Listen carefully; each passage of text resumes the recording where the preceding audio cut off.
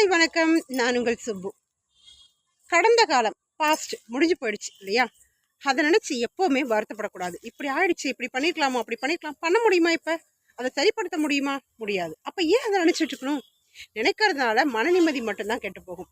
அதனால அதை விட்டுருங்க, அதை தூக்கி போட்டுருங்க. பாஸ்ட் அது முடிஞ்சு போச்சு, அது ஒன்றும் பண்ண முடியாது.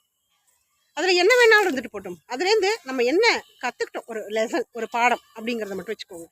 இப்போது ஃப்யூச்சர், நமக்கு எதிர்காலம்னு ஒன்று இருக்கு இல்லையா? ஒரு புதிய வாழ்க்கை, அது எப்படி இருக்கும் நமக்கு சொல்ல முடியுமா?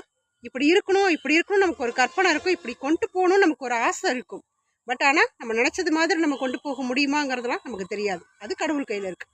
அது அடுத்தது, அதை பற்றி யோசிக்க வேண்டாம். இன்னைக்கு இருக்கு பாருங்க, ப்ரெசென்ட், இந்த நிமிஷம் அப்படிங்கிறது நிஜம். இதுதான் நமக்கு கிடைச்ச வரம். அதனால் இந்த நிமிஷத்தை நினச்சி முடிஞ்சு போனதையும் எதிர்காலத்தையும் நினச்சி வருத்தப்படாமல் இப்போ இருக்கிற வாழ்க்கையை சந்தோஷமாக வாழுங்க, மனநிறைவாக வாழுங்க.